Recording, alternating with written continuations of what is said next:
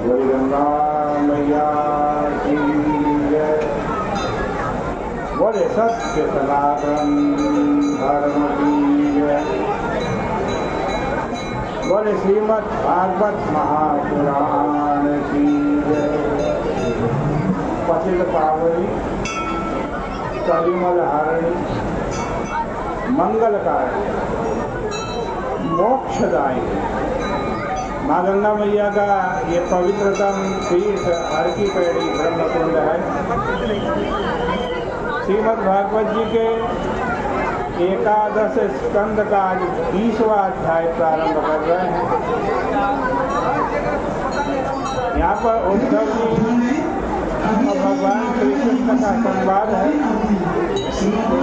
उद्धव जी ने कहा, महाराज वेद में वर्णित विधि निषेध वर्णाश्रम प्रतिलोम अनुलोम देश काल आदि के जो विषय वे सब गुण दोष वेद की दृष्टि से ही सिद्ध होते हैं।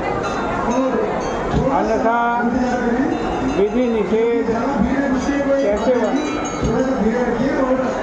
वेद ही गुण दोष वेद दृष्टि का वर्णन करता है और वही अपवाद भी करता है। इससे तो एक भ्रांति उत्पन्न करने वाली स्थिति उत्पन्न हो जाती है।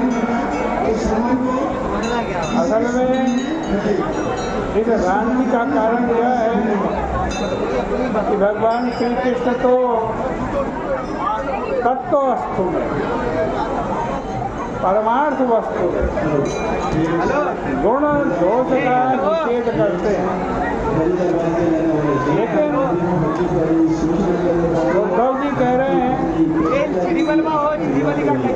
कि वस्तुओं में गुण दोष होता है और वेद उसका अनुवाद करता है।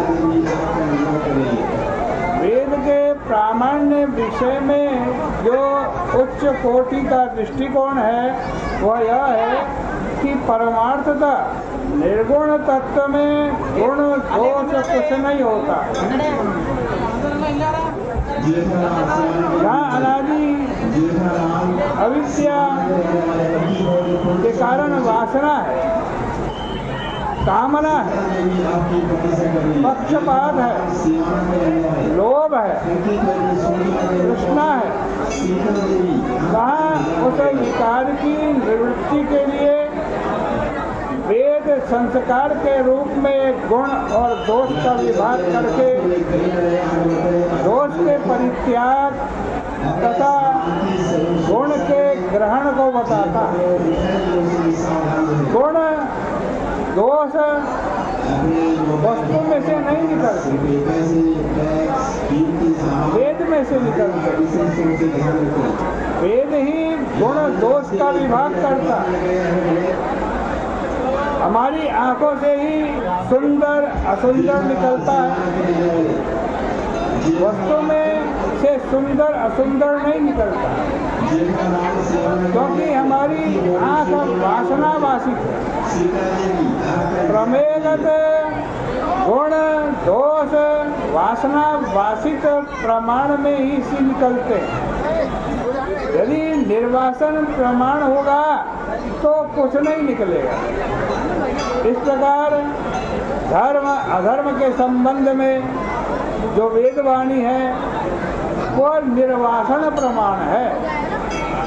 उसमें केवल मनुष्य के कल्याण के लिए ही अध्यारोप अपवाद के द्वारा वस्तुओं के गुण दोष की सृष्टि की गई है। अनिर्वचनीयता का शास्त्रार्थ बिल्कुल अलग है। भगवान श्री कृष्ण कहते हैं कि देखो उद्धव जी, तुम शास्त्रार्थ में मत पढ़ो कि गुण दोष वस्तु से निकलते हैं कि वेद से निकलते हैं, असली हैं कि नकली हैं। इस विवाद में भी पढ़ने की जरूरत नहीं है कि अर्थ में से शब्द निकलता है कि शब्द में से अर्थ निकलते हैं। शब्द अर्थ दोनों नित्य हैं कि उनका संबंध औतपत्तिक है। यह शास्त्रार्थ दोनों पक्षों को थोड़ा जागृत रखने के लिए है, इसमें जिससे कि अनिर्वचनीयता सिद्ध करने में सुविधा हो। शास्त्रार्थ का उद्देश्य यही होता है कि दोनों पक्षों के युक्ति युक्त तर्क संसार में रहें और जागृत रहें। भगवान कहते हैं कि मैंने वेदों में तथा अन्यत्र भी 3 प्रकार के योग बतलाए हैं। एक कर्म योग, दूसरा भक्ति योग और तीसरा ज्ञान योग। इसके अतिरिक्त मनुष्य के कल्याण के लिए और कोई उपाय नहीं है। या इन योगों में कौन अच्छा है कौन बुरा है इस पर विचार मत करना, क्योंकि सभी योग उत्तम है, श्रेष्ठ हैं। जो जिसका अधिकारी है वह उस योग को अपना ले। इतना ही कहकर के आज की चर्चा का विराम करते हैं। बोले गंगा मैया।